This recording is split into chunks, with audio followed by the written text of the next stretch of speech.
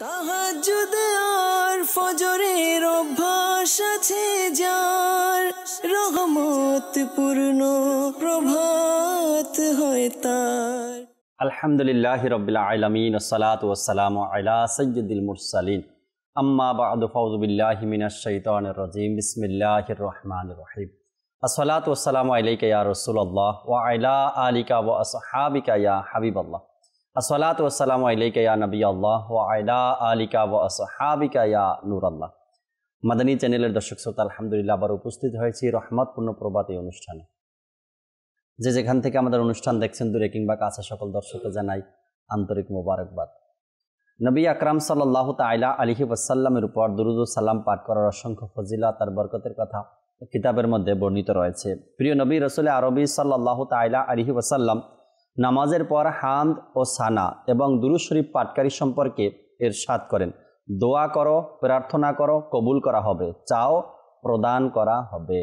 সাল্লু আলাল হাবিব সাল্লাল্লাহু তাআলা আলা মুহাম্মদ সাল্লাল্লাহু তাআলা আলাইহি ওয়াসাল্লাম। দর্শক শ্রোতা, আলহামদুলিল্লাহ রহমতপূর্ণ প্রভাত এই অনুষ্ঠানে এক এক সময় একটি বিষয় নিয়ে আমরা আলোচনা করার চেষ্টা করি, আর এই অনুষ্ঠানে কোরআনে পাকের তেলাওয়াত শুনিয়ে থাকি আপনাদেরকে। হামদে বারি তাআলা, নাতে রসুলে মকবুল সাল্লাল্লাহু তাআলা আলাইহি ওয়াসাল্লামের পাশাপাশি যে বিষয় রাখা হয় ওই বিষয় নিয়ে নেকির দাওয়াত, কিছু কোরআন ও হাদিস থেকে আলোচনা আপনাদের সামনে করার আমরা চেষ্টা করি। আজকেও খুবই চমৎকার একটি বিষয় নেওয়া হয়েছে। প্রত্যেকটা মানুষের সাথে, মুসলমানের সাথে এই বিষয়ের এক সম্পর্ক রয়েছে। জানবো আমরা আজকের বিষয় সম্পর্কে একটু পরেই। আসুন ভালো ভালো নিয়ত সহকারে আমরা কোরআনে পাকের তেলাওয়াত শ্রবণ করি, পাশাপাশি স্ক্রিনে তার তর্জমাও আসবে। আমরা তর্জমাগুলো দেখে নেই, যাতে করে আয়াতে কারিমার তেলাওয়াতের পাশাপাশি তার তর্জমাও আমরা জানতে পারি। জি, কোরআনে পাকের তেলাওয়াত শুনিয়ে দিই। আউযু বিল্লাহি মিনাশ শাইতানির রাজীম। বিসমিল্লাহির রহমানির রহিম। আওয়ালাইসাল্লাযী খালাকাস সামাওয়াতি ওয়াল আরদা বিকাদিরিন আলা আন ইয়াখলুকা মিথলাহুম বালা ওয়া হুয়াল খাল্লাকুল আলীম। ইন্নামা আমরুহু ইযা আরাদা শাইআন আন ইয়াকুলা লাহু কুন ফায়াকুন। ফাসুবহানাল্লাযী বিয়াদিহি মালাকুতু কুল্লি শাইইন ওয়া ইলাইহি তুরজাউন। সাদাকাল্লাহুল আযীম। আল্লাহ আল্লাহ আল্লাহ আল্লাহ, সুবহানাল্লাহ। খুবই চমৎকার কোরআনে পাকের তেলাওয়াত, আওয়াজ এবং তেলাওয়াত আর এর তর্জমা। আল্লাহ তাবারক ওয়া তাআলা আমাদেরকেও যে জিনিসের যত বেশি গুরুত্ব থাকে ওই জিনিসটার সওয়াবও বেশি থাকে। আপনি যেই ইবাদতকে যত বেশি গুরুত্ব সহকারে নেবেন, ইখলাসের সাথে নেবেন, আন্তরিকতার সাথে নেবেন, আল্লাহ তাআলার পক্ষ থেকে তার প্রতিদানও তেমনি আপনি পাবেন। যে যেমন আশা করবে, যে যেমন কাজ করবে, তার ফলাফল তেমনই হবে। আল্লাহ তাবারক ওয়া তাআলা আমাদেরকে বোঝার, আমল করার তৌফিক দান করুক। আজকের খুবই চমৎকার বিষয় নিয়েছি, আগেও আপনাদেরকে বলেছি।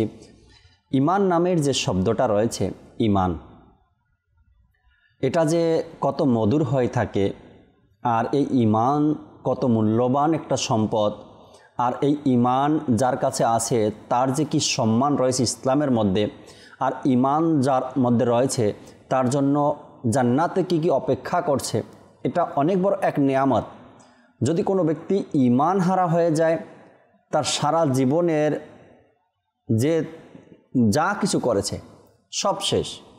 তো ঈমান রক্ষা করা, ঈমান সুরক্ষা রাখা, ঈমান হেফাজত করা, ঈমানের ব্যাপারে চিন্তা ভাবনা করা, এর বিষয়ও কোরআনে পাকের মধ্যে এবং হাদিসে মোবারকার মধ্যে ইরশাদে কারিমা হয়েছে। ঈমান কিভাবে সুরক্ষা রাখতে হবে, হেফাজত করতে হবে, ঈমান কিভাবে ধরে রাখতে পারবো আমরা, এ নিয়ে চিন্তা ভাবনা এবং এ বিষয়ে জ্ঞান অর্জন করাও আমাদের দায়িত্ব। আজকের বিষয় নিয়েছি দর্শক শ্রোতা, ঈমানের সুরক্ষা। আর ঈমানের সুরক্ষার মধ্যে অনেক আলোচনাই আসবে ইনশাআল্লাহ তাবারাক ওয়া তাআলা। শুনবো আমরা একটু পরেই। মুবাল্লিগে দাওয়াত ইসলামীও আমাদের সাথে থাকবেন, তার থেকে আলোচনাও শুনবো। আর অনেকগুলো কিতাবও রয়েছে মাকতাবাতুল মদিনাতে এবং দাওয়াত ইসলামীর ওয়েবসাইটের মধ্যে ঈমান সম্পর্কিত কিতাবগুলোর নামও আপনাদেরকে জানাবো, যাতে করে আপনারা ঘরে বসেই এই কিতাবগুলো পড়তে পারেন। চলুন আমরা ভালো ভালো নিয়ত সহকারে নুরুল আমিন ভাই আমাদের সাথে আছেন, আমরা হামদে বারি তাআলা শ্রবণ করি। সল্লু আলাল হাবিব সাল্লাল্লাহু তাআলা আলা মুহাম্মদ সাল্লাল্লাহু তাআলা আলাইহি ওয়াসাল্লাম। सल्लल्लाहु अलैका या रसूलल्लाह वसल्लम अलैका या हबीबल्लाह। खुदा परेशान তোমার, তুমি নবী দেরো সরদার। খোদা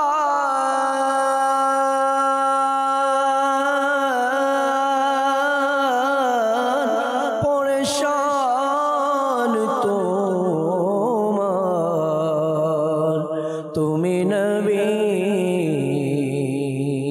দেরো সরদার। তুমি মালিকে ज़माना मदनी मदीने वाले पुर सल्लल्लाहु अलैका या रसूलल्लाह वसल्लम अलैका या हबीबल्लाह। है खालिक मालिक रब मोहन, है खालिक मालिक रब मोहन। सुबहानल्लाह सुबहानल्लाह, तुमी स्रष्टा আমার, আমি বান্দা তোমার। তুমি স্রষ্টা আমার, আমি বান্দা তোমার।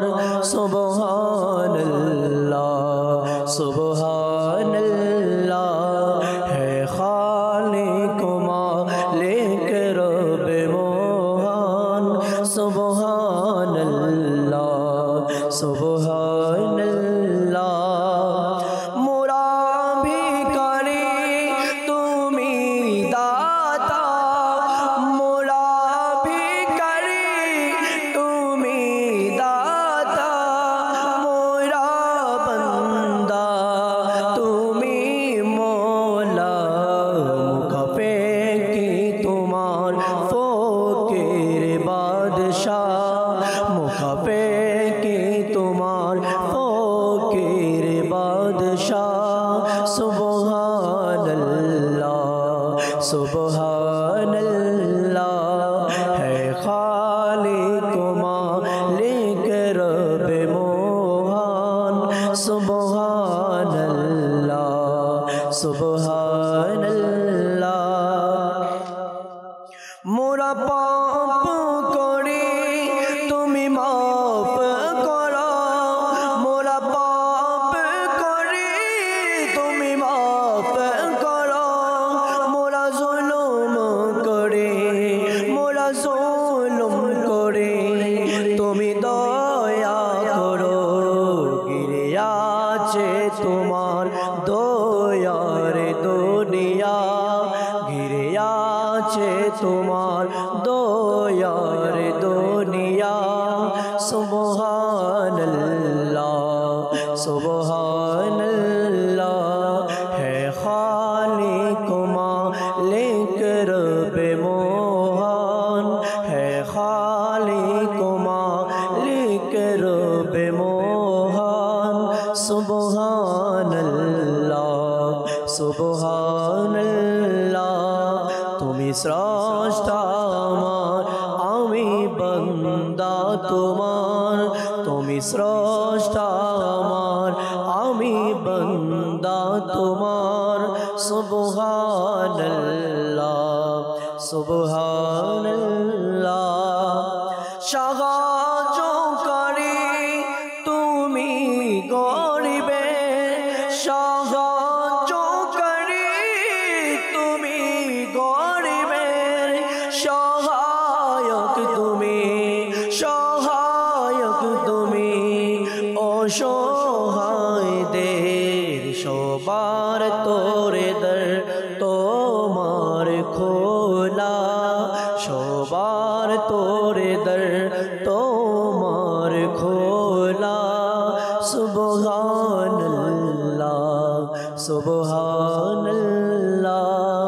সুবহানাল্লাহ সুবহানাল্লাহ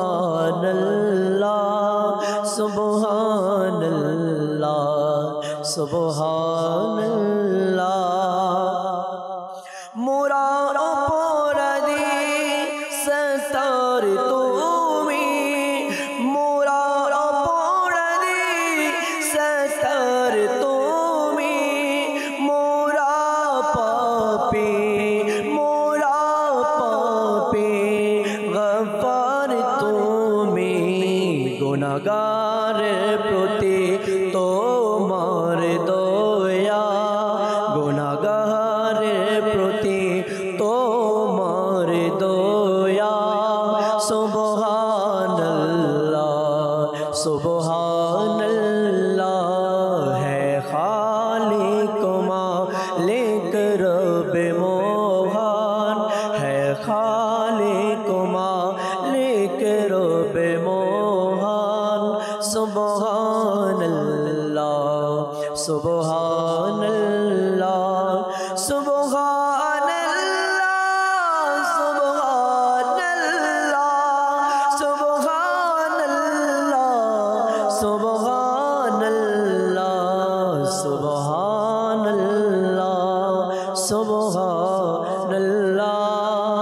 सुबहानल्लाह सुबहानल्लाह আল্লাহ আল্লাহ আল্লাহ তাবারক ওয়া তাআলা এভাবে করে আল্লাহ তাআলার হামদ জিকির প্রশংসা করতে থাকতে পারি, নিজের জবানকে তরুতাজা রাখতে পারি, আর ওসিলা আল্লাহ তাআলা আমাদের ইমানের সুরক্ষা দান করুক। বর্ণিত আছে একজন ইবাদত গুজার মহিলাকে ফিরাউনের কন্যা নিজের সেবিকা হিসেবে রেখেছিল। সেই নেককার মহিলা নিজের সামর্থ্য অনুযায়ী দিন রাত তার সেবা করতে থাকত। একদিন সেই নেককার মহিলা ফিরাউনের কন্যার মাথা আঁচড়াচ্ছিল। এমন সময় সেই মহিলার হাত থেকে চিরুনি পড়ে গেল। সেই নেককার মহিলার মুখ দিয়ে স্বভাবগতভাবেই সুবহানাল্লাহ এর আওয়াজ বের হয়ে গেল। ফিরাউনের অমুসলিম কন্যা যখন এই আওয়াজ শুনতে পেল তখন বলল, তুমি কি আমার বাবা ফিরাউনের প্রশংসা করলে? সেই মুমিনা উত্তর দিল, না, বরং আমি তো ওই আল্লাহ তাআলার পবিত্রতা বর্ণনা করছি, যিনি আমার তোমার পিতা ফিরাউনের এবং সমস্ত জগৎকে সৃষ্টি করেছেন। ইবাদতের উপযুক্ত শুধুমাত্র তারই পবিত্র সত্তা। এই মুমিনার ঈমান উদ্দীপক কথা শুনে ফিরাউনের সেই কন্যা বলল, আমি তোমার সম্পর্কে আমার বাবাকে বলে দিব যে তুমি তাকে খোদা হিসেবে মানো না। মহিলাটি বলল, নিশ্চয়ই বলে দাও। সুতরাং সে তার পিতা ফিরাউনকে ওই মহিলাটি সম্পর্কে সব কিছু বলে দিল। এ কথা শুনে সে নেককার মহিলাটিকে তার নিকট ডাকলো এবং বলল, আমি শুনেছি তুমি আমি ছাড়া অন্য কাউকে খোদা হিসাবে মানো। তোমার নিরাপত্তা এতেই যে তুমি এই নতুন মাযহাব ছেড়ে আমারই ইবাদত করো, আল্লাহ তাআলার পানা, এবং আমাকেই খোদা মানো, অন্যথায় তোমাকে কষ্টদায়ক শাস্তি দেয়া হবে। মহিলাটি বলল, তোমার যা ইচ্ছা করো, আমি কখনোই কুফরের দিকে আসব না। ফিরাউন যখন এই নেককার মহিলার ঈমান উদ্দীপক কথা শুনল তখন খুবই রাগ করল। যখন এই নেককার মহিলার ঈমান উদ্দীপক কথায় তার রাগ আসলো, তামার ডেস্কিতে তেল গরম করার আদেশ দিল। যখন তেল ভালোভাবে ফুটতে লাগলো তখন তার সন্তানকে ফুটন্ত তেলে ফেলে দিল। কিছুক্ষণের মধ্যেই সন্তানের হাড় তেলের উপর ভাসতে লাগলো। অত্যাচারী ফিরাউন মহিলাটিকে বলল, তুমি কি আমাকে খোদা মানো? সন্তানের ওই অবস্থা দেখিয়ে বলতে লাগলো, তোমার সন্তান তেলের মধ্যে আছে, তার হাড়গুলো তেলের উপরে ভাসছে, তুমি কি আমাকে খোদা মানো? অত্যাচারী ফিরাউন যখন মহিলাকে বলল, আমাকে খোদা মানো কি না? সে বলল, কখনোই না, আমার খোদা তো তিনি যিনি সকল জগতের মালিক। ফিরাউন এক এক করে তার সকল সন্তানকে ফুটান্ত তেলে ফেলে দিল, কিন্তু এই সাহসী, ধৈর্য এবং কৃতজ্ঞ মহিলাটি নিজের ঈমান ছাড়ল না। ফিরাউন যখন দেখল যে সেই মহিলা কুফরের দিকে আসতে প্রস্তুত নয়, তখন সেই অত্যাচারী নিজের সিপাহীদেরকে আদেশ দিল, তাকেও তার সন্তানদের ন্যায় তেলের মধ্যে ফেলে দাও। সিপাহীরা যখন তাকে নিয়ে যেতে লাগলো, তখন ফেরাউন বলল, যদি তোমার কোনো ইচ্ছা থাকে বলো। বলল, হ্যাঁ, আমার একটি ইচ্ছা আছে। ওই নেককার, পরহেজগার, ইমানদার মহিলা বলল, আমার একটি ইচ্ছা আছে, যদি সম্ভব হয় তবে এরূপ করো যে যখন আমাকে তেলের ফুটন্ত ডেচকিতে ফেলে দিবে এবং আমার সমস্ত মাংস জ্বলে যাবে, তখন এই ডেক্সিটি শহরের দরজায় পাঠিয়ে দিও।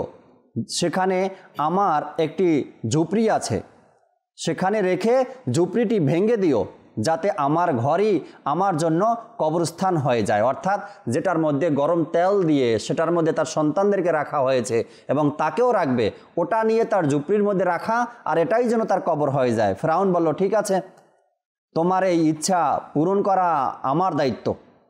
অতঃপর এই সাহসী মহিলাটাকে ফুটন্ত তেলে ফেলে দেওয়া হলো। কিছুক্ষণের মধ্যেই তার হাড়ও তেলের উপর ভেসে উঠতে লাগলো।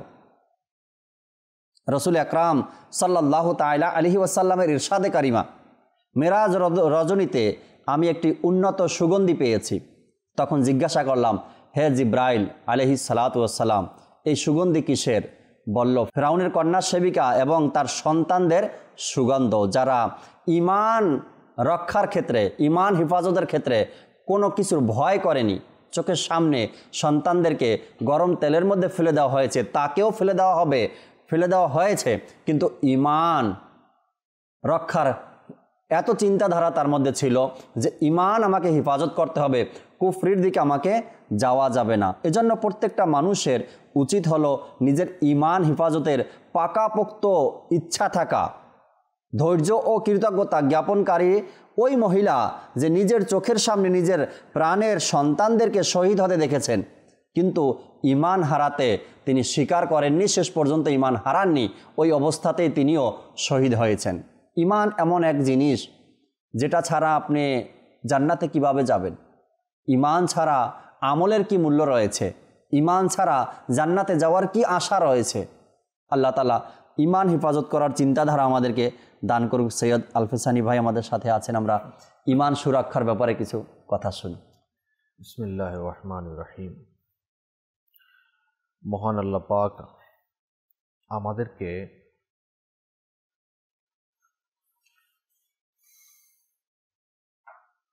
ঈমান ও আফিয়াত নসিব করুন। আমিন আমিন।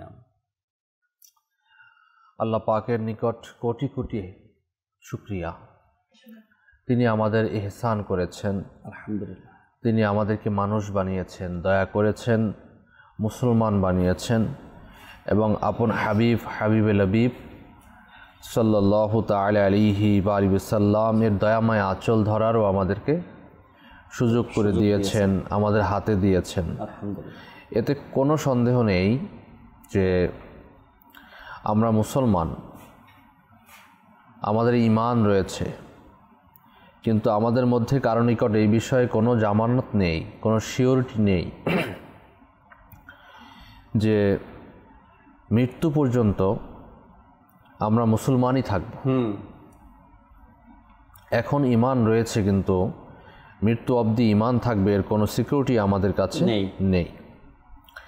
যেমনইভাবে অসংখ্য কাফের সৌভাগ্যক্রমে মুসলমান হয়ে যায়, অমুসলিম ইসলামের ছায়াতলে এসে তাদের হৃদয় উদ্ভাসিত হয়, তেমনইভাবে অসংখ্য দুর্ভাগা মুসলমানের মাআযাল্লাহ ঈমান থেকে ফিরে যাওয়ার প্রমাণ রয়েছে।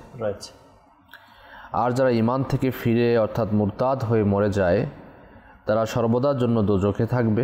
আল্লাহ যেমনটি দ্বিতীয় পারার সূরা বাকারার 217 নং আয়াতে আল্লাহ পাক ইরশাদ করেন, ওমাইয়ারতাদিদ মিনকুম আন দীনিহি ফায়ামুত ওয়া হুয়া কাফিরুন ফাউলাইকা হাবিতাত আমালুহুম ফিদ দুনিয়া ওয়াল আখিরাহ ওয়া উলাইকা আসহাবুন নারি হুম ফিহা খালিদুন। আল্লাহ।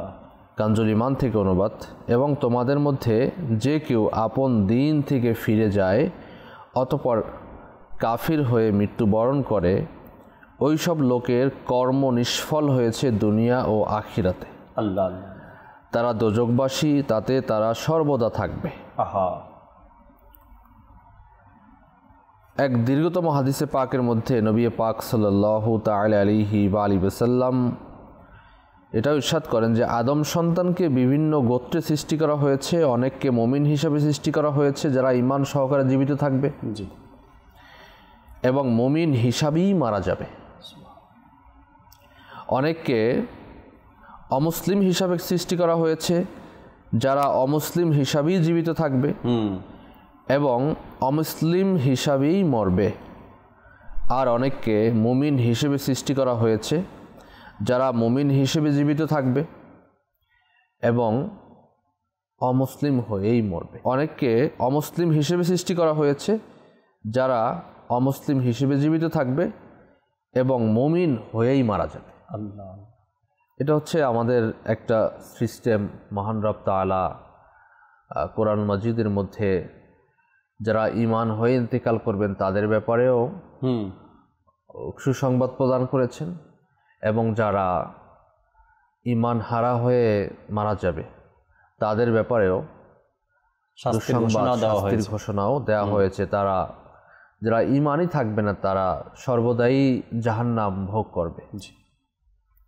যারা ঈমান নিয়ে ইন্তেকাল করবে তারা যদিও বা গুনাহগার হোক না কেন, মহান রব তাআলা এক সময় এই গুনাহগার ঈমানদার যারা থাকবেন তাদেরকে জান্নাত প্রদান করবেন, জান্নাতে দিবেন।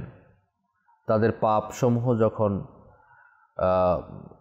সাজা ভোগ করার পর কেউ জেলখানা থেকে বের হয়, অনেক বছর পরে বের হয়, তেমনিভাবে কাল কিয়ামতের দিনেও যদি আল্লাহ পাক তার দয়ায় তার করুণায় আমাদেরকে মাগফিরাত দান করেন, বেহিসাব মাগফিরাত দান করেন, বিনা হিসাবে আমাদেরকে জান্নাত দান করেন, তো যাদেরকে দান করবেন সবাই আমরা আশাবাদী, যাদেরকে দান করবেন তারা তো নিঃসন্দেহে জান্নাতি হয়ে যাবেন। কিন্তু যাদের উপর আদল ইনসাফ করবেন, হিসাব নিকাশ নেবেন, হিসাব নিকাশ নেওয়ার পরে তারা জাহান্নামে পতিত হবে তার গুনাহের কারণে, তার কর্মফলের কারণে। তো ওখানে কর্মফল ভোগ করে তারা জান্নাতে যাবে। মূলত ঈমান হেফাজত করা, ঈমানের উপর থাকা, এটা আমাদের জন্য খুবই জরুরি রয়েছে। ঈমান এমন একটা জিনিস, এটা হচ্ছে আপনার নিজের অন্তর দ্বারা বিশ্বাস করা, নিজের মুখে এটাকে স্বীকার করা এবং কাজে এটাকে পরিণত করা। এই তিনটা জিনিস আমার মধ্যে দরকার হবে ঈমানের ক্ষেত্রে। আমি শুধু অন্তরে বলে দিলাম কিন্তু মুখে নেই, কর্মের মধ্যেও নেই, তাহলে হবে না। শুধু মুখে আছে কিন্তু অন্তরে নেই, কর্মের মাঝেও নেই, তাও হবে না। মানে তিনটার একটা হলেও হবে না, তিনটার দুইটা হলে হবে না, তিনটাই লাগবে। অন্তরেও আমাকে পরিপূর্ণভাবে বিশ্বাস রাখতে হবে, মুখেও স্বীকার করব আমি এবং কাজেও পরিণত করব। এটা না আমি এটা বলে দিলাম, বললাম তো হয়ে যাবে না। এজন্য আপনার আমির আহলে সুন্নাত দামাত বরকাতুহুল আলিয়া তার বিশ্ববিখ্যাত কিতাব এটা, এই ব্যাপারে এরকম কিতাব হয়তো দুনিয়ার জমিনে আর কেউ লিপিবদ্ধ করেননি। এভাবেই ওলামায়ে কেরাম বলে থাকেন। এটা হচ্ছে আপনার শুধু কুফরিয়াত কালিমাতকে বারে মে সওয়াল জবাব, কুফরিয়া কালিমাতকে বারে মে সওয়াল জবাব, অর্থাৎ কুফর বিষয়ে তিনি মোটা কিতাব লিখেছেন, প্রশ্নোত্তর লিখেছেন যে মানুষের কোন কোন ব্যাপারে কুফর হয়, ঈমান চলে যায়। অনেক বড় কিতাব। এই কিতাবের মধ্যেও আমির আহলে সুন্নাত দামাত বরকাতুহুল আলিয়া তিনি লিখেছেন এই ব্যাপারগুলো, প্রত্যেকটা পার্ট বাই পার্ট লিখেছেন। তো এগুলো যখন মানুষ অধ্যয়ন করবে, যখন মানুষ জানবে, শুনবে, শিখবে, তখন কিন্তু অটোমেটিক্যালি তার ঈমান মজবুত হবে। এবং যদি রাস্তাঘাট কেউ চিনে, তো রাস্তাঘাট চিনলে তার পথ হারানোর কোনো সম্ভাবনা নেই। তো রাস্তাঘাট চেনার জন্য আপনাকে আমাকে কিতাব পড়তে হবে, ম্যাপ চালানো জানতে হবে, তখন না আপনি রাস্তাঘাট চিনে যেতে পারবেন। তো আল্লাহ পাক হেফাজত করুন, আমাদের ঈমান হেফাজত করুন। আমিন আমিন আমিন। তো আমি একটা হাদিসে পাক কিছু কিতাবের মধ্যে আছে না বাপু এরকমের, যে যার মধ্যে ঈমান হেফাজতের বা ঈমান সুরক্ষার চিন্তা ভাবনা নেই, ইন্তেকালের সময় তার ঈমান হারা হয়ে মারা যাওয়ার সম্ভাবনা থাকবে। ঈমান হেফাজতের চিন্তাই যদি না থাকে আমার মধ্যে। এটা আলা হযরত জি রাহমাতুল্লাহ আলাইহি ফাতোয়া রাজাবিয়ার মধ্যে লিখেছেন। তো এই যে আপনার ঈমান হেফাজতের আমাদের টেনশন এখন কতজনের রয়েছে দেখবেন, বুজুর্গানি কেরাম যারা আমাদের থেকে গত হয়েছেন, এখনও যারা আছেন, তাদের যদি জীবনী এবং তাদের কিতাব অধ্যয়ন করা যায় তাহলে দেখা যায় যে তারা এতটাই ভীতু ছিলেন, কান্না করতে করতে তারা অনেক সময় ঈমানের জন্য, ঈমান হেফাজতের জন্য, আমার ঈমান যেন সালামত থাকে, এই ঈমান সালামতের জন্য তারা ক্রন্দনরত ছিলেন, কান্নারত ছিলেন এবং তারা কিতাব লিখেছেন। এমনও বলেছেন সাহাবায়ে কেরামদের কথা, তারা বলেছেন যে হায় আমি যদি মানুষ না হইতাম, আমি যদি গাছের পাখি হয়ে যেতাম, আমি যদি এটা হতাম, আমি যদি মাটি হতাম, তাহলে তো আমার মানে ঈমান হেফাজতের কোনো টেনশন থাকতো না, মানুষ আমাকে খেয়ে নিত, হজম হয়ে যেত, হিসাব নিকাশ হইতো না। এরকমের আপনার তাদের বাণী পাওয়া, যুক্তি পাওয়া যায়। এরপরে দেখুন বর্তমান জামানার মধ্যেও বুজুর্গানি কেরামদের মধ্যে যারা রয়েছেন তাদের মধ্যেও ঈমান হেফাজতের অর্থাৎ ঈমান নিয়ে কত চিন্তা, তাদের চিন্তা। আমি যদি আমির আহলে সুন্নাত দাওয়াত ইসলামী যিনি প্রতিষ্ঠাতা আবু বিলাল মুহাম্মদ ইলিয়াস আত্তার কাদেরী দামাত বরকাতুন আলিয়া, ওনার কথাই বলি, ওনার নাতিয়া কালাম যে ওয়াসাইলে বকশিশের মধ্যে যদি আপনি দেখেন তাহলে हो ईमान पर खातिमा या इलाही, मुसलमान है अत्तर तेरी अता से, हो ईमान पर खातिमा या इलाही, মানে হে আল্লাহ মুসলমান এই আত্মার মুসলমান হয়েছে তোমারই দয়াতে, তুমি আমার ঈমান সালামত রাখো। এবং আমির সুন্নাতকে তো আপনার মাদানী মুজাকারার মধ্যে মোনাজাতের মধ্যে ঈমান হেফাজতের জন্য বাস বলতে থাকা এবং কান্না করতে থাকা, আল্লাহ তাআলার দরবারে। এটা খুব জরুরি বিষয় রয়েছে জাকির ভাই জি জি আমাদের জন্য। আসলে মূলত ঈমান সম্পর্কে আমাদের ধারণাই নেই, এটার হেফাজতের টেনশন কোত্থেকে আসবে? যার কাছে সম্পদ না থাকে, সম্পদের চিন্তা থাকবে কিভাবে? আমি গরিব মানুষ, আমি ঝুপড়ির মধ্যে যে বাস করে, তো তার তো এই ঝুপড়ি সম্পদের চিন্তা নাই, আর সম্পদের চুরি হওয়ার কোনো চিন্তা ভাবনা থাকে। মূলত আপনি দেখে থাকবেন যে লকারের মধ্যে সোনা গহনা রাখা হয়, ঘরেও রাখে না, চুরি হয়ে যাবে। স্বর্ণ রয়েছে কিন্তু গলায় পরিধান করে বের হয় না, কানে দিয়ে বের হয় না, স্বর্ণ এমইডি সোনা অন্যটা পরে বের হবে অথবা অন্য কিছু পরে বের হবে, দামি জিনিস পড়বে না, কারণ চিন্তাই হওয়ার সম্ভাবনা রয়েছে। তেমনিভাবে টাকা পয়সা তো আপনি দেখবেন না যে লাখ টাকাও কেউ ঘরের মধ্যে রাখে, এখন লাখ টাকা রাখাও মুশকিল। যদি কারো 2-1 দিন অথবা সপ্তাহের মধ্যে কাজ থাকে সেটা আলাদা ব্যাপার, যে আমি ব্যাংক থেকে উঠিয়ে রাখলাম, কিন্তু ম্যাক্সিমামই ব্যাংকের মধ্যে রাখা হয়। এর মানে হচ্ছে সম্পদের হেফাজত। কেউ কোনো জায়গা খরিদ করলো ঢাকার মধ্যে, এখন মনে করেন আশেপাশে রানীগঞ্জ, গাজীপুর ইত্যাদি ইত্যাদি জায়গায়, অথবা জেলা শহরে অথবা বিভাগীয় শহরে, তো দেখবেন যে সেটাকে বাউন্ডারি দিয়ে রাখা হয় এবং সাইনবোর্ড লাগানো হয়, পড়ায় সূত্রে মালিক অমুক, মোবাইল নাম্বার ইত্যাদি। এটা হেফাজতের একটা নমুনা। আপনি গাড়ি কিনবেন, মাঠঘাট লাগানো হয় হেফাজতের জন্য। প্রত্যেকটা জিনিসে দেখবেন যে হেফাজতের জন্য আপনার মানে ভরপুর ইন্তজাম করা হয়। কিন্তু সবচেয়ে ওলামায়ে কেরামগণ বলেন যে মানুষের কাছে সবচেয়ে দামি জিনিস,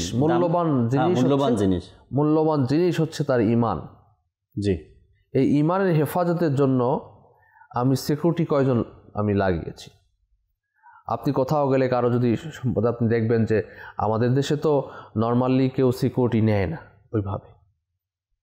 আমি এটা দেখেছি, কেউ যদি ব্যাংকে হিউজ পরিমাণ টাকা জমা দিতে নিয়ে আসে অথবা ব্যাংক থেকে নিয়ে যায়, তখন সিকিউরিটি থাকে, পুলিশ থাকে অথবা আনসার ভাইরা থাকে একজন সাথে, মানে সশস্ত্র থাকে সিকিউরিটি দেওয়ার জন্য। জি জি জি।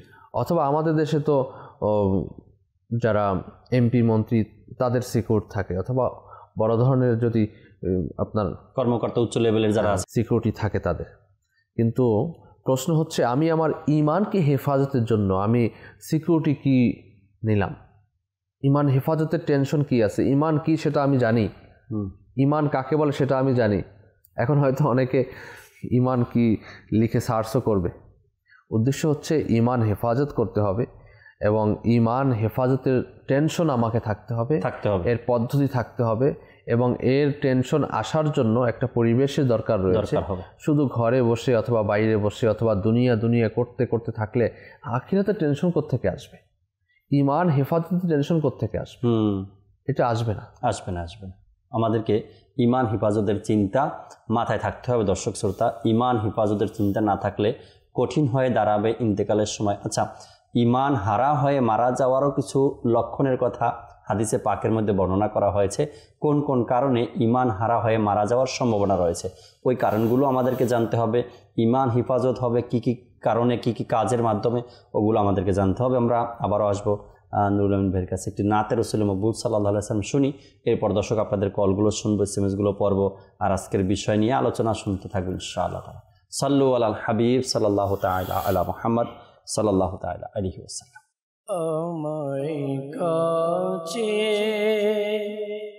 ডেকে নাও না মদনী মদিনে ওয়ালে, আমায় কাছে ডেকে নাও না মদনী মদিনে ওয়ালে, প্রেমের শোধা পান করাও না মদনী মদিনে ওয়ালে, প্রেমের শোধা পান করাও না মদনী মদিনে ওয়ালে, আমায় কাছে ডেকে নাও না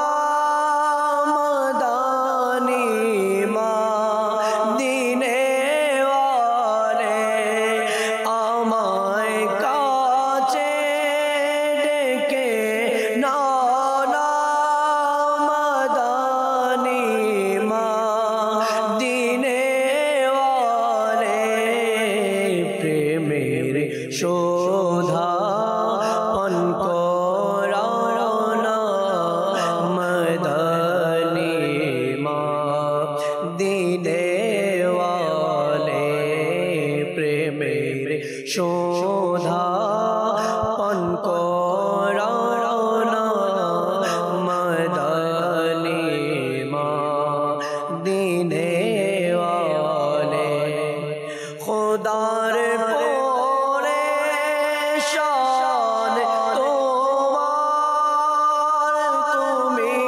নবী দের সরদার, খোদার পরে শান তোমার, তুমি নবী দের সরদার, তুমি মালিকে জামানা মদনী মদিনে ওয়ালে, আমায় কাছে ডেকে নাও না মদনী মদিনে ওয়ালে, যখন হবে তোমার দিদার, তখনই দে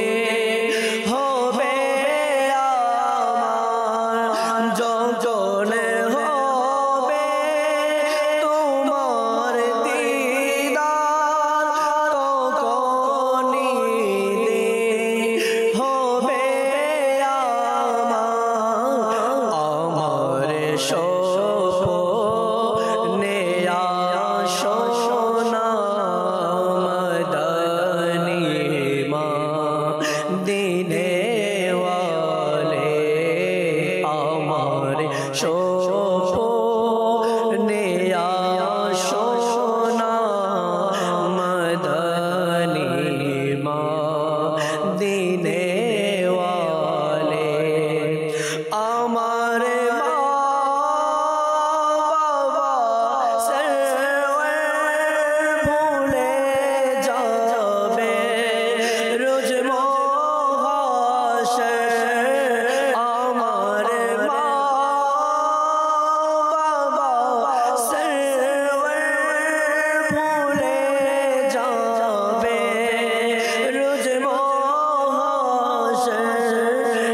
नबी अपने भूलिए ना मदानी मदीने वाले या नबी अपने भूलिए ना मदानी मदीने वाले আমার কাছে ডেকে নাও না মদনী মদিনে ওয়ালে প্রেমের শোধা পান করো না মদনী মদিনে ওয়ালে।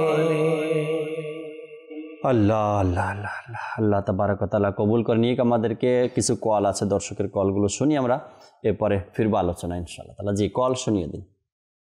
আমার নাম সাকিব, আমি একটি গজল শুনতে চাই। প্রিয় নবীর কচ্ছিলামি মদিনা আমার বাগান। ইনশাআল্লাহ সাথে থাকুন, আমরা একটু পরে ট্রাই করছি আপনাকে শোনানোর জন্য। নুরুল আমিন ভাই নোট করে রাখেন, এই কালামগুলো শোনাবেন একটু করে ইনশাআল্লাহ তাআলা। পরবর্তী কল। আমার নাম মোহাম্মদ রেজাউল করিম চৌধুরী, নারায়ণগঞ্জ থেকে বলছি। আপনাদের এই মাদানী চ্যানেল আমাদের কাছে অনেক ভালো লাগে। আমি আমার বাচ্চাদেরকে নিয়ে সবসময় দেখি, খুব ভালো লাগে। আল্লাহ পাক আমাকে অনেক হেদায়েত দান করছে। আমরা ফ্যামিলি সবাই মিলে এই মাদানী চ্যানেল অনেক কিছু শিখতে পারছি, নামাজের আদব শিখতে পারছি, নামাজ কিভাবে পড়তে হয় এটাও দেখতে পারছি ইনশাআল্লাহ। মাশাআল্লাহ মাশাআল্লাহ, আল্লাহ তাআলা কবুল করেন। মাদানী কাফেলায়ও সফর করার অনুরোধ করছি আপনাকে, কাছেই যেহেতু আছেন নারায়ণগঞ্জে, মাদানী কাফেলায় সফর করে নিন। দাওয়াত ইসলামীতে শুক্র শনি রবিবার 3 দিনে মাদানী কাফেলা সফর হয়, আপনিও নিয়ত করে নিন এবং মাদানী কাফেলায় সফর করুন। আরও অনেক কিছু প্র্যাকটিক্যাল আপনি শিখতে পারবেন মাদানী কাফেলা ইনশাআল্লাহ তাআলা। পরবর্তী কল দেন। আমি বরিশাল থেকে বলছি। আমার নাম জুনেদ, আমি একটা নাচ শুনতে চাই। ভালোবাসি ভালোবাসি প্রিয় নবীকে। হ্যাঁ, ভালোবাসি ভালোবাসি প্রিয় নবীকে। জুনায়েদ ভাই আমাদেরকে বরিশাল থেকে, মাশাআল্লাহ, আল্লাহ কবুল করে নিক। সাথেই থাকুন, শোনাবো আপনাকে ইনশাআল্লাহ তাআলা। পরবর্তী কল। আমার নাম মোহাম্মদ হাবিবুল হক, আমি চট্টগ্রাম থেকে বলছি। মাদানী চ্যানেল আমি সবসময় দেখি, ভালো লাগে। জাকির হুজুরের অনুষ্ঠানগুলা খুব ভালো লাগে আমার থেকে। আল্লাহ কবুল করে নিক। সাথেই থাকবেন, আশা রাখি পাবেন ইনশাআল্লাহ তাআলা। পরবর্তী কল। আমি বগুড়া থেকে বলছি। আমার নাম মোহাম্মদ আবু জাফর। আমার আব্বু আম্মু সবাই মানে দেখে। আমি একটি কালাম শুনতে চাই। আমার টিয়া নেই, পয়সা নেই, কেন নিয়ে যেতাম সোনার মদিনা, কেন নিয়ে যেতাম। আমার জন্য দোয়া করবে। আল্লাহ তাআলা আপনাকে হেফাজত করুক, আলিমে দিন হিসাবে কবুল করে নিক। পরবর্তী কল দেন। আমি শেরপুর জেলা থেকে মোহাম্মদ বিন ইসলাম বলছিলাম। আপনাদের চ্যানেলটা আমি প্রত্যেক দিন দেখি। আপনাদের চ্যানেলটা দেখতে অনেক ভালো লাগে, শুনতে অনেক ভালো লাগে। মাশাআল্লাহ, শেরপুর থেকে দিন ইসলাম ভাই আমাদের সাথে আছেন, কল করেছেন। আল্লাহ তাআলা কবুল করে নিক। এভাবে করে সাথে থাকবেন, অপরকেও নেকির দাওয়াত দিবেন মাদানী চ্যানেল দেখার জন্য। আল্লাহ তাআলা ইনশাআল্লাহ তাবারাক ওয়া তাআলা এর ওসিলাতে, এর মাধ্যমে ঘরে ঘরে আল্লাহ চাই ইনশাআল্লাহ তাআলা ইমান হিফাজতের, ইমান রক্ষার মন মানসিকতা মাদানী চ্যানেলের মাধ্যমে তৈরি হবে। আল্লাহ তাবারাক ওয়া তাআলা কোরআনে পাকের মধ্যেও ইরশাদে কারিমা করেছেন সূরা আল ইমরানের 102 নম্বর আয়াতের মধ্যে, হে ঈমানদাররা, আল্লাহকে ভয় করো, যেমনিভাবে তাকে ভয় করা অপরিহার্য, এবং অবশ্যই তোমাদের মৃত্যু শুধুমাত্র মুসলমান অবস্থাতেই আসুক। আল্লাহ তাআলা কবুল করে নিক। যেখানেই থাকি না কেন, যে অবস্থাতেই থাকি না কেন আলফিসানি ভাই, আমাদের চিন্তা তো এটাই থাকা উচিত, ইমান যেন আমার হেফাজত থাকে। আমি ঘরে থাকি, বাহিরে থাকি, দেশে থাকি, বিদেশে থাকি, যেখানেই থাকি না কেন আমার একটাই চিন্তা থাকা উচিত, ইমানের হেফাজত যেন আমার হয়ে যায়। যে উদাহরণগুলো দিলেন একটু আগে আপনি, কোনো ব্যক্তি জানে যে মোবাইলের কত দাম আছে বা কতটুকু হেফাজত করতে হবে, আর কোন পকেটে রাখলে ছিনতাই হওয়ার সম্ভাবনা আছে, এটাও কিন্তু আজকাল মানুষের ধারণা আছে। আমি কোন পকেটে এই মোবাইলটা রাখলে আমার মোবাইলটা ছিনতাই হওয়ার সম্ভাবনা আছে, ওই পকেটে ওই জেবে কিন্তু মোবাইলটা রাখে না। বেশিরভাগ হাতে রাখারই চেষ্টা করে, হাত থেকে ছিনতাই করাটা খুব কষ্ট হয়ে যাবে, কারণ হাতেই রাখে। কেন? এটার মূল্য কত তা জানি, এটার জরুরি কতটুকু তাও জানি, আর এটা প্রয়োজনীয় জিনিস সেটা বুঝি, বোঝার কারণেই আমি এটাকে হেফাজত করি। ইমানটার ব্যাপারেও যদি আমরা জানতে পারতাম যে ইমান কি জিনিস এবং তার হেফাজত করা কতটুকু দায়িত্ব আর কিভাবে হেফাজত করতে হবে, এই বিষয়গুলো জানতে পারলেই তখন আমাদের হেফাজতের মন মানসিকতা চলে আসবে। এর জন্য দেখেন, ইমান হেফাজতের জন্য, ইমানের নিরাপত্তার জন্য অনেক করণীয় বর্জনীয় কাজ রয়েছে। জি। তার মধ্যে ইমানের যে নিয়ামত প্রথমত আমাদের অর্জিত হয়েছে, এ ব্যাপারে আল্লাহ পাকের নিকট শুকরিয়া জ্ঞাপন করা, যে আল্লাহ তুমি না চাইতেই আমাকে মুসলমান বানিয়েছ, ইমানদার বানিয়েছ, মুসলমানের ঘরে তুমি আমাকে সৃষ্টি করেছ। সারা জীবন ইমানের উপর অটল থাকার, দোয়া করতে থাকা। আপনার দোয়ায়ে মুস্তফা, ইয়া মুকাল্লিবাল কুলুব সাব্বিত কলবি আলা দীনিক, এই যে দোয়া রয়েছে, এটা সকাল সন্ধ্যা 5 ওয়াক্ত নামাজের পরে যখন মন চায় তখন পাঠ করা যায়। ইয়া মুকাল্লিবাল কুলুব সাব্বিত কলবি আলা দীনিক। ইমান নিরাপত্তা ও অটলতার জন্য ইলমি দ্বীন, বিশেষ করে ইমানিয়াত ও কুফরিয়াতের প্রয়োজনীয় জ্ঞান অর্জন করা। রাইট, আগেই বলেছিলাম যদি জ্ঞান না থাকে তাহলে তো এটা মুশকিল কাজ। ইমানিয়াত কি রয়েছে, কুফরিয়াত কি রয়েছে, মহান রব তাআলার ব্যাপারে আমাদের বিশ্বাস কি থাকবে, তার যে ফিরিস্তাকুল রয়েছে তার ব্যাপারে আমাদের বিশ্বাস কি থাকবে।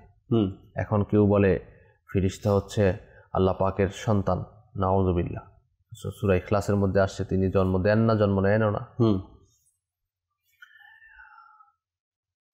আল্লাহ তাআলার যারা বান্দাদের মধ্যে সর্বশ্রেষ্ঠ বান্দা আম্বিয়া কিরাম আলাইহিস সালাতু ওয়াস সালাম, তাদের ব্যাপারে আমাদের ধারণা কি থাকবে। আম্বিয়াদের সরদার ইমামুল আম্বিয়া হুজুর নবী পাক সাল্লাল্লাহু তাআলা আলাইহি ওয়া সাল্লাম, তার ব্যাপারে আমার ধারণা কি থাকবে। তিনি সর্বশেষ নবী, তিনি আখিরি নবী, তারপরে আর কোনো নবুয়ত আসবে না, তার কোনো নবী আসবে না, কিয়ামত অবধি নবুয়তের দরজা বন্ধ। জি। এখন এই জিনিসগুলো আমাদের জানতে হবে। এখন কিছু সম্প্রদায় রয়েছে যারা আখিরি নবী তো মানে, যেই অর্থে আখিরি নবী সেই অর্থে আমরাও আখিরি নবী মানি, কিন্তু নবী যে আসবে না এমন কোনো কথা কোথাও নাই। কিন্তু লাগিয়ে দেয়, মানে তারা তাদের মতো ব্যাখ্যা করে দেয়। তো এখানে তো ইমানের অনেক বড় বাধা, কারণ সে খাতামুন নবীয়িন অর্থাৎ শেষ নবী মানার মধ্যে তার সমস্যা রয়েছে। তো এই যে ব্যাপারটা, আউলিয়া কামিলিন, অনেক ডিটেলস ব্যাখ্যা রয়েছে যে নবী পাক সাল্লাল্লাহু আলাইহি ওয়াসাল্লামের খাতামুন নবীয়িনের ব্যাপারে, আরও অনেকগুলো পাঠ রয়েছে।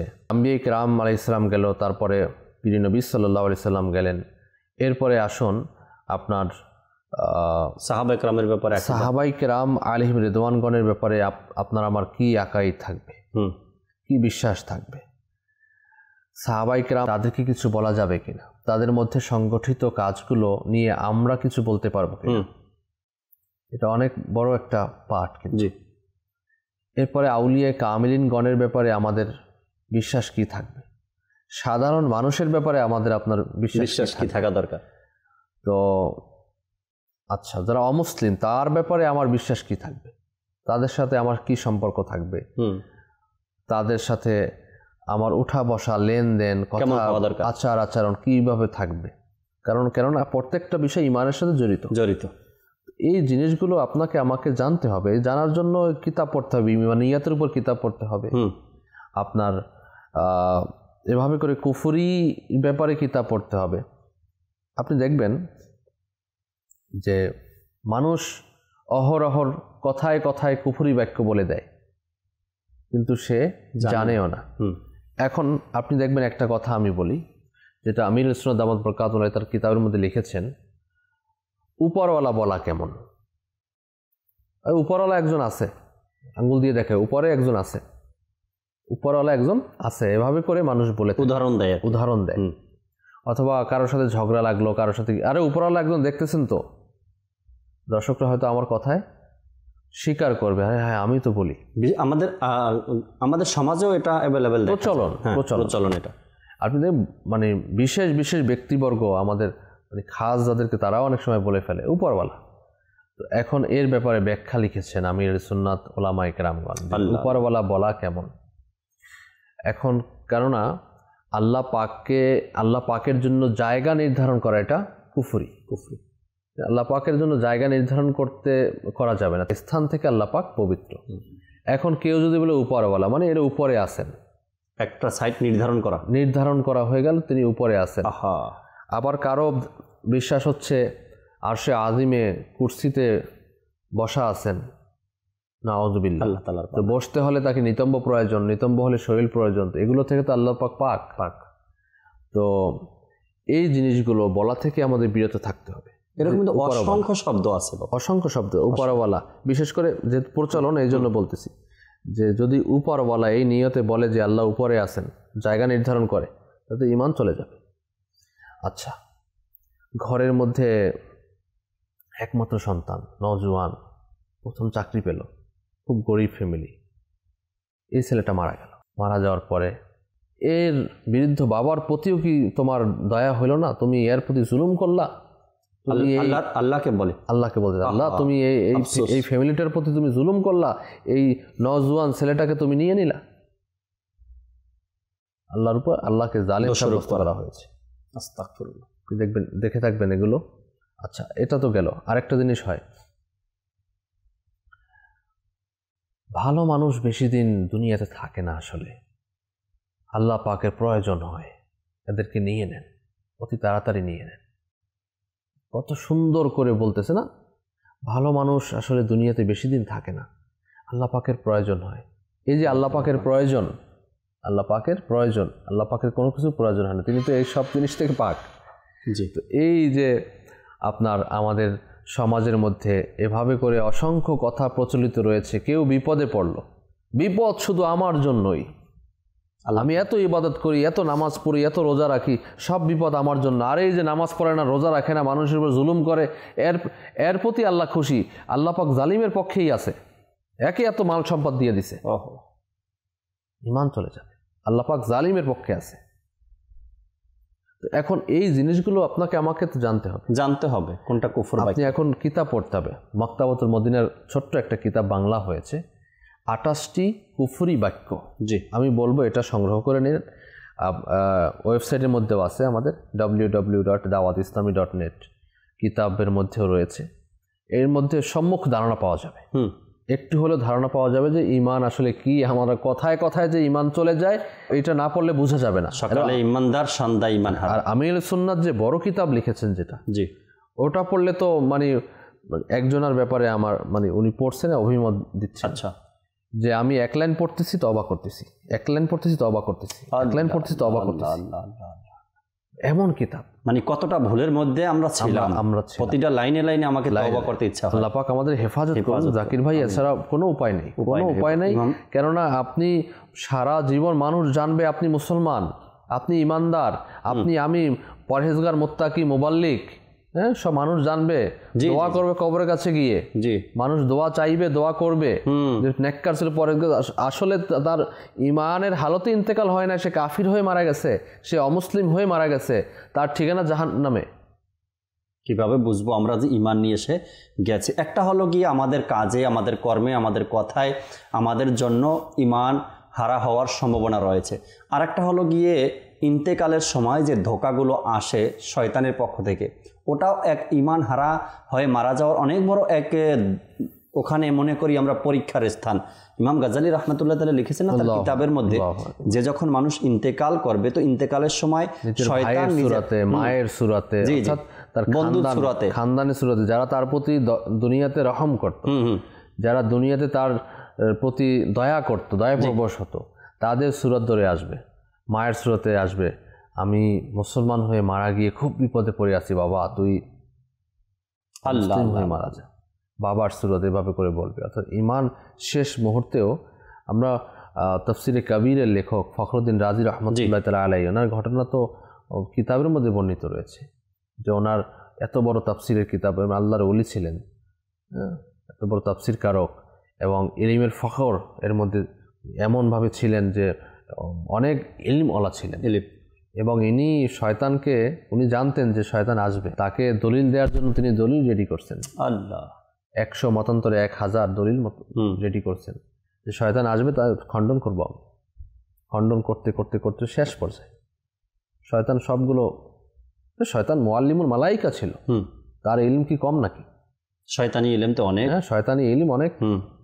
আপনাকে কিভাবে মানুষকে ঘায়েল কিভাবে করবে, ধোকা দিতে হবে শয়তান তো ধোকা জানে। দিতে হবে, হ্যাঁ জানে তো, জানে। এখন যারা এই খাতামুন নাবিয়িন মানে না, তারাও তো মানুষকে আছে। ধোকা দিচ্ছে না, ধোকায় আছে। ধোকায় আছে, ধোকা 100%। দিচ্ছে, যার যার মতো করে বুঝিয়ে ধোকা দিচ্ছে না।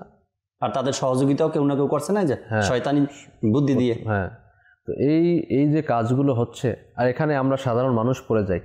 সাধারণ মানুষ বলে আমরা কোন দিকে যাব, আমরা হুজুররা এই মানে দলাদলি, ভাই আমরা যাবো ইহদিনা সিরাতাল মুস্তাকিমের পথে যাব, আহলে সুন্নাত ওয়াল জামাতের আকাইদের মধ্যে থাকবো, সাহাবায়ে কেরাম যেই পথ দেখিয়েছেন সেই পথে যাব, আউলিয়া কামিলিনগণ যেই পথ অনুসৃত করেছেন সেই পথে আমাদের যেতে হবে না, সেই পথ মত আহলে সুন্নাত ওয়াল জামাত। এখন বলেন আমি কোথায় যাব? যাওয়ার তো রাস্তা অনেক রয়েছে।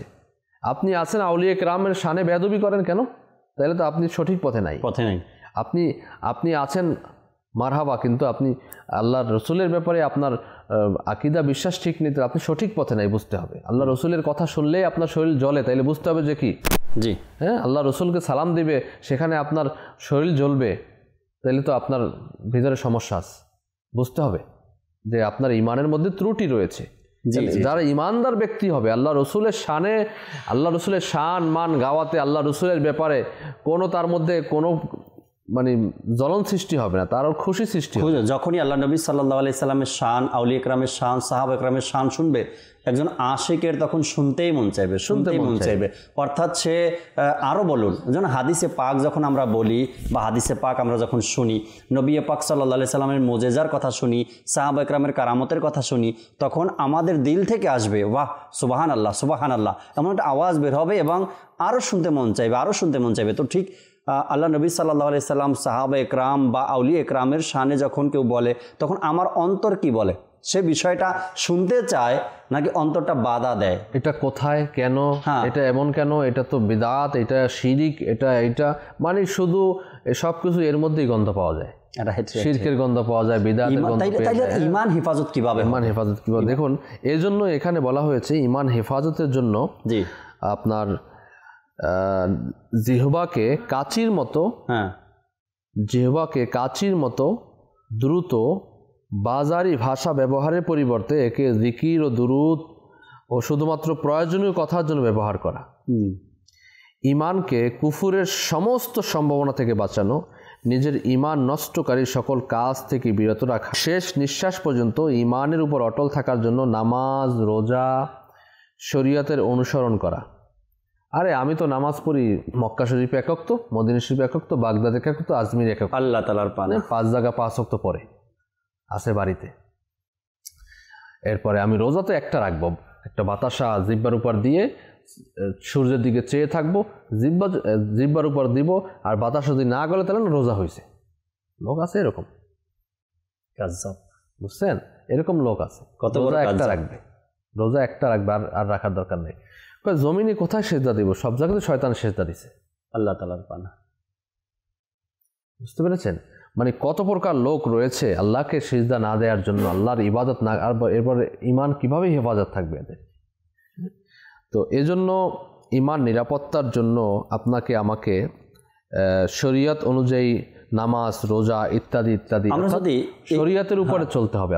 এই সকল ব্যক্তিদের দিকে না তাকিয়ে যদি ওই সকল ব্যক্তিদের দিকে তাকাতাম যারা ঈমান নষ্ট করার এক চালান দিয়েছে, অর্থাৎ ঈমান মানুষের নষ্ট করার ব্যাপারে তাদের কত ফান্ড তারা রেডি করেছে, আমরা ওদিকে না তাকিয়ে আল্লাহওয়ালা ব্যক্তিদের দিকে তাকাতাম। কয়েকজনের ব্যাপারে আসে, যখন হযরত সাইয়েদনা হুযায়ফা রাদিয়াল্লাহু তাআলা আনহু এর ইন্তেকালের সময় সন্নিকটে আসলো, তখন তিনি কান্না করে দিলেন এবং খুবই আতঙ্কগ্রস্ত মনে হলো।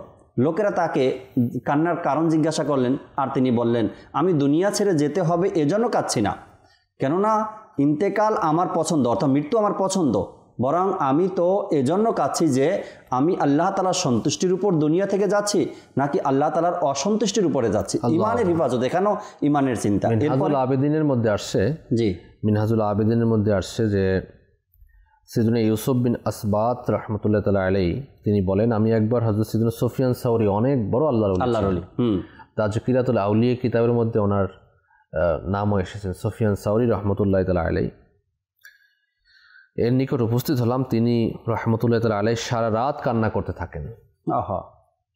আমি জিজ্ঞাসা করলাম, আপনি কি গুনাহের ভয়ে কান্না করছেন? তখন তিনি রহমতুল্লাহ আলাইহি একটি খড় উঠিয়ে নিলেন এবং বললেন যে গুনাহ তো আল্লাহ পাকের দরবারে খড়ের চেয়েও কম গুরুত্ব রাখে।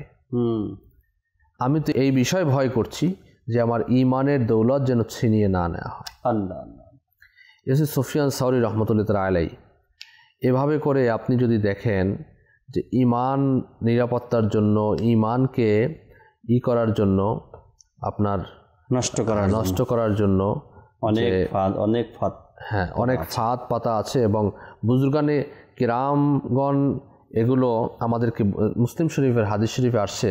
আবু হুরায়রা রাদিয়াল্লাহু তাআলা আনহু থেকে বর্ণিত, প্রিয় নবী সাল্লাল্লাহু আলাইহি ওয়াসাল্লাম ইরশাদ করেন, ওই সকল ফিতনার পূর্বে নেক আমলের ধারাবাহিকতা দ্রুততা করো। ওই সকল ফিতনার পূর্বে নেক আমলের ধারাবাহিকতায় দ্রুততা করো, মানে নেক আমল তাড়াতাড়ি করো, যা অন্ধকার রাতের অংশের ন্যায় হবে। এক লোক সকালে মুমিন হবে এবং সন্ধ্যায় কাফির হবে, আর সন্ধ্যায় মুমিন হবে, সকালে কাফির হবে। তাছাড়া নিজের দিনকে দুনিয়াবি কাজ সরঞ্জামের বদলে বিক্রি করে দেবে। আল্লাহ আল্লাহ আল্লাহ। মুসলিম শরীফের হাদিস, আমরা এগুলো তো সবাই জানি, কিন্তু হাদিসে পাক আল্লাহ রাসূল সাল্লাল্লাহু আলাইহি ওয়াসাল্লাম আমাদেরকে ভয় দেখিয়ে গিয়েছেন, কিন্তু সতর্ক করেছেন। এজন্য সদরুস সরিয়া বদ্দু তরিকা আল্লামা মাওলানা মুফতি আমজাদ আলী আজমি রহমতুল্লাহ বলেন যে নিফাক হলো মুখে ইসলামের দাবি করা এবং অন্তরে ইসলামের প্রতি অস্বীকার, বিদ্বেষ পোষণ করে, এটাও অকাট্য কুফর। এরূপ মানুষের জন্য রয়েছে জাহান্নামের সবচেয়ে নিচু স্তর। নিচু স্তর মানে হচ্ছে জাহান্নামের কম আযাব না, নিচু স্তর মানে হচ্ছে জাহান্নামের সবচেয়ে বেশি আযাব। নবী সাল্লাল্লাহু আলাইহি সাল্লাম এর পবিত্র যুগে কিছু লোক এরূপ স্বভাবের এবং এই নামে প্রসিদ্ধ হয়েছিল যে তাদের গোপন কুফর সম্পর্কে কোরআন বর্ণনা করেছে। আল্লাহ। তাছাড়া নবী পাক সাল্লাল্লাহু আলাইহি সাল্লাম তার অগাধ জ্ঞান দ্বারা প্রত্যেককে চিনেছেন এবং ইরশাদ করে দিয়েছেন সে মুনাফিক।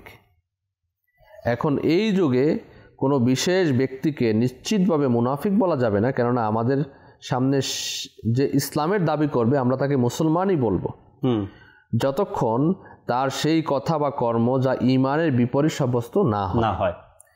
মুনাফিকের দ্বিতীয় প্রকার হলো নিফাকে আমলি। এর অর্থ হলো যে ওই কাজ করা যা মুসলমানের কর্ম নয়, মুনাফিকদের কর্ম। যেমনটি রাসূল পাক সাল্লাল্লাহু আলাইহি সাল্লাম ইরশাদ করেন, মুনাফিকের তিনটি নিদর্শন। জি। নাম্বার 1, যখন তারা কথা বলে তখন মিথ্যা বলে। নাম্বার 2, যখন ওয়াদা করে তখন ওয়াদা খেলাফি করে। এবং নাম্বার 3, তার নিকট যদি আমানত রাখা হয় তাহলে আমানতের খেয়ানত করে। এই আমানত কিন্তু শুধু টাকা পয়সা, সোনা গহনা আমানত, সেই আমানত না, অনেক ধরনের আমানত রয়েছে। আপনি তাকে কোনো কথা বললেন, আমানত স্বরূপ অন্যজনাকে লাগিয়ে দিল, অন্যত্র বলে দিল, এটাও কি আমানতের খেয়ানত করা? রাইট। আমরা আসবো আবারও বাবু, শেষ কিছু মাদানী ফুল আপনার থেকে নিব।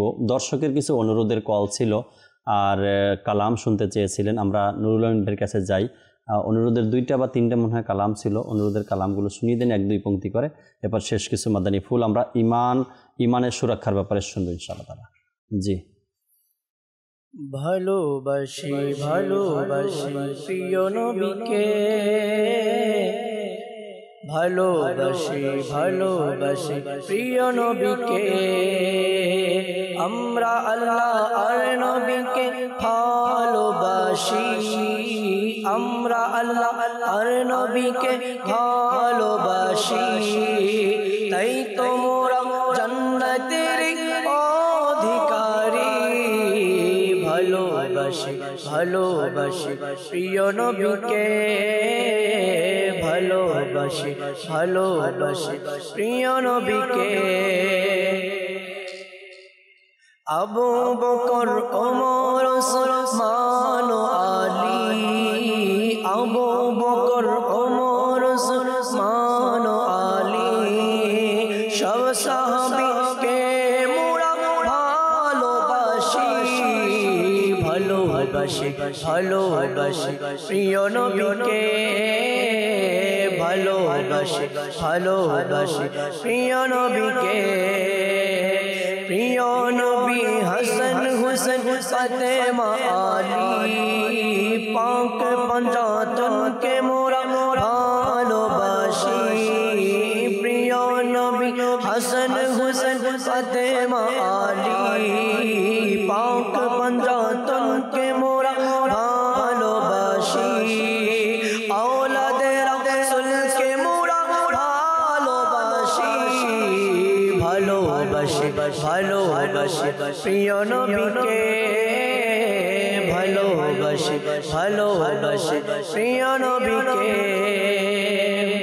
গৌসুল আজম আব্দুল কাদের জিলানী খাজা বাবা মুঈনুদ্দিন আজমেরি আলা হযরত আহমদ রেজা মেরেদি শাহজালাল শাহ বড় ইয়ামেনি সবাই বলে মদিনা মুদের রাজধানী সবাই বলে মদিনা মুদের রাজধানী ভালোবাসি ভালোবাসি প্রিয় নবীকে ভালোবাসি ভালোবাসি প্রিয় নবীকে প্রিয় নবীর কোকিল আমি মদিনা আমার বাগান তারি ধ্যানে মগ্ন থাকি করি তারি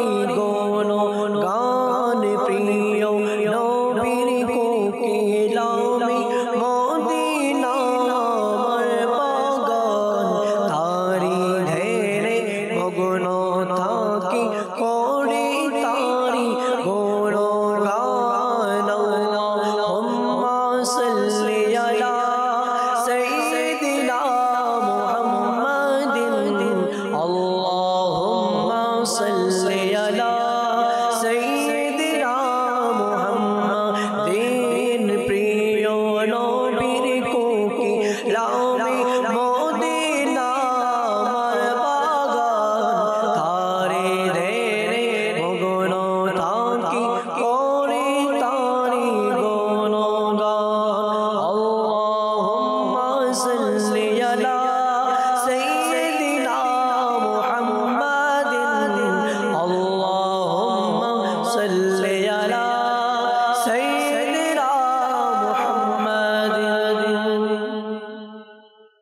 শেষ কিছু আলোচনা। সহজ সুদূর কিতাবের মধ্যে আসছে মন্দ মৃত্যু হওয়ার কারণ হলো 4টি। আসুন আমরা দেখি যে 4টি কারণ আমাদের মধ্যে আছে কিনা। যদি থাকে তাহলে দূর করি আমরা এগুলো অতি শীঘ্রই আমরা দূর করি। কতিপয় ওলামায়ে কেরামগণ বলেন যে মন্দ মৃত্যুর কারণ হলো 4টি। নাম্বার 1 নামাজের মধ্যে অলসতা করা, জি। নাম্বার 2 মদ্যপান করা, নাম্বার 3 পিতামাতার অবাধ্যতা, নাম্বার 4 মুসলমানদেরকে কষ্ট দেয়া। আল্লাহ আল্লাহ। আমার মনে হয় না যে এখন বর্তমান সমাজে এই 4টি মধ্যে আমরা কেউ বেঁচে আছি। হতে পারে যে 4টির কোনো না কোনোটা আমাদের মধ্যে। নামাজে অলসতা তো অ্যাভেলেবেল, মসজিদ খালি আজকের, মসজিদ খালি, বাজারগুলো ভর্তি। আপনার মদ্যপান এখন তো অ্যাভেলেবেল হয়ে গেছে, লাইসেন্স নিয়ে মদ্যপান করা হয়, লাইসেন্স ছাড়াও মদ্যপান করা হয়। পিতামাতার অবাধ্যতাও রয়েছে আমাদের সমাজের মধ্যে, এবং মুসলমানদের মনে কষ্ট দেয়া তো এটা তো মানে অহরহ রয়েছে। আল্লাহ পাক হেফাজত করুক। তো এই জিনিসগুলো আমাদের থেকে যেন দূর হয়ে যায়। আপনার আমির আহলে সুন্নাত আল্লামা ইলিয়াস কাদরি দামাত বরকাতুল আলিয়া বলেন যে মন্দ সহচর্য ইমানের জন্য খুবই বিপজ্জনক। মন্দ সহচর্য, খারাপ সংস্পর্শ, জি, এটাও আছে। জি, লোকেরা খারাপ বন্ধুদের থেকে বিরত থাকে না, গল্প গুজবের বৈঠক থেকে নিজেকে বাঁচায় না, হাসি ঠাট্টার অভ্যাস থেকে বিরত থাকে না। খারাপ সহচর্যের ভয়াবহতা এমনভাবে ছড়িয়ে গেছে যে মুহূর্তকালের জন্য একাকী আল্লাহর স্মরণ করতে মন চায় না। ইমানের নিরাপত্তার যদিও চাহিদা রয়েছে, তবুও আমরা এর জন্য খারাপ বন্ধুদের ছেড়ে দেয়া, বরং কোনো প্রকার কুরবানি দেওয়ার সাহস আমরা রাখি না। মনে রাখবেন, খারাপ বন্ধু ইমানের জন্য ক্ষতিকর হতে পারে। আমাদের প্রিয় নবী সাল্লাল্লাহু আলাইহি ওয়াসাল্লাম ইরশাদ করেন, মুসনাদে আহমদ এর মধ্যে রয়েছে, মানুষ তার বন্ধুর ধর্মের উপর থাকে, তার এটা দেখা উচিত যে সে কার সাথে বন্ধুত্ব করছে। সহচর্য সর্বাবস্থায় প্রভাব বিস্তার করে। ভালো মন্দ সহচর্য দুনিয়া ও আখিরাতে সৌভাগ্য লাভের উপায় হয়ে থাকে। আর খারাপ বন্ধুত্ব দুনিয়া ও আখিরাতের দুর্ভাগ্যের কারণ হয়ে থাকে। জি। হযরত আবু যর গিফারি রাদিয়াল্লাহু তাআলা আনহু বলেন, আমি আরজ করলাম, ইয়া রাসূলুল্লাহ সাল্লাল্লাহু আলাইহি ওয়াসাল্লাম, এক ব্যক্তি কোনো সম্প্রদায়কে ভালোবাসে কিন্তু তাদের মতো আমল করতে পারে না। ইরশাদ করলেন, হে আবু যর, তুমি তার সাথেই হবে যাকে তুমি ভালোবাসো। রাইট। আমি আরজ করলাম, আমি আল্লাহ পাক ও তার রসুল সাল্লাল্লাহু আলাইহি ওয়াসাল্লামকে ভালোবাসি। ইরশাদ করলেন, হে আবু যর, তুমি যাকে ভালোবাসো তার সাথেই থাকবে। সুবহানাল্লাহ। হাকিমুল উম্মাত মুফতি আহমদ ইয়ার খান নঈমি রাহমাতুল্লাহ আলাইহি বলেন, এই হাদিসে পাকের আলোকে, অর্থাৎ কারোর সাথে বন্ধুত্ব করার পূর্বে তাকে যাচাই করে নাও যে আল্লাহ ও তার রসুল সাল্লাল্লাহু আলাইহি সাল্লামের অনুগত কিনা। সুবহানাল্লাহ। তুমি যে বন্ধুত্ব করবে তুমি যাচাই করো। জানা গেল যে আমাদের ভালোদের প্রতি ভালোবাসা এবং তাদেরই সহচর্য গ্রহণ করা উচিত। ভালোদের সহচর্য দুনিয়া উপকারী এবং আখিরাতেও সফলতার কারণ। আর খারাপ লোক ও বদ মাযহাব যারা, জি, এখন দেখবেন অনেকে আরে বদ মাযহাবদের কিতাব পড়া, বদ মাযহাবদের আলোচনা ইউটিউবের মধ্যে, ফেসবুকের মধ্যে, সোশ্যাল মিডিয়া কন্টেন্টে ভরপুর। জি।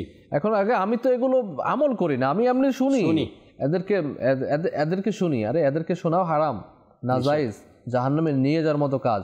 জি। না জানি আপনি এর মতো হয়ে যাবেন, কিছুদিন পর কোনো ভালো লাগবে না, আপনি অ্যাবনর্মাল হয়ে যাবেন, আপনি কনফিউজ হয়ে যাবেন, আপনার আকীদার প্রতি, আপনার ঈমানের প্রতি দুর্বলতা চলে আসবে, এদিকেও নয় সেদিকেও আপনার দুদুল্যমান অবস্থা ছেড়ে দিবে।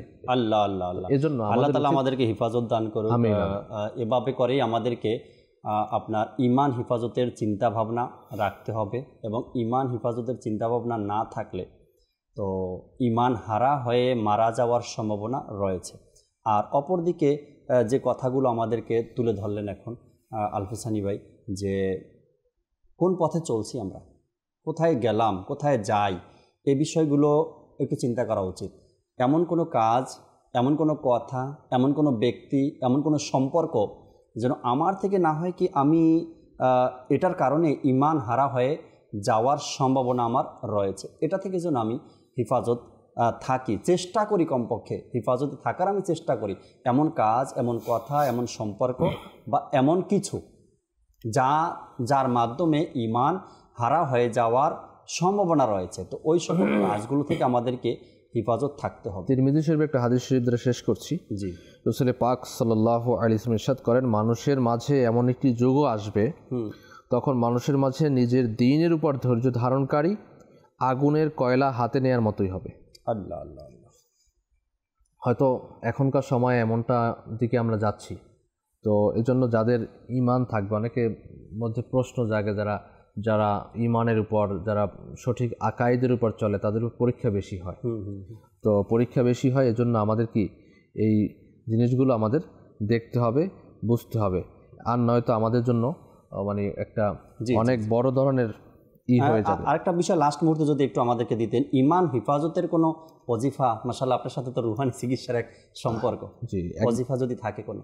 জি জি, ঈমান হেফাজতের ওজিফা তো অবশ্যই রয়েছে, যতগুলো দেয়া হয়েছে এতক্ষণ এগুলো সবই ওজিফাই। হ্যাঁ, ওজিফা যদি আমরা আমল করতে পারি, যদি আমল করতে পারি। তারপরেও স্পেসিফিক কিছু আমি বলে দিচ্ছি। একদিন এক ব্যক্তি আলা হযরত ইমাম আহলে সুন্নাত ইমাম আহমদ রাজা খান রহমতুল্লাহ দরবারে উপস্থিত হয়ে ঈমান সহকারে মৃত্যুবরণ করার জন্য দোয়া চাইলেন। তখন তিনি রহমতুল্লাহ আলাইহি তার জন্য দোয়া করলেন এবং বললেন, প্রতিদিন সকালে 41 টাইমস 41 বার ইয়া হাইয়্যু ইয়া কাইয়্যুমু লা ইলাহা ইল্লা আনতা। আচ্ছা, ইয়া হাইয়্যু ইয়া কাইয়্যুমু লা ইলাহা ইল্লা আনতা, হে চিরঞ্জীব, হে চিরস্থায়ী, তুমি ছাড়া কোনো মাবুদ নেই। শুরু ও শেষে একবার করে দুরূদ শরীফ সহকারে পাঠ করুন।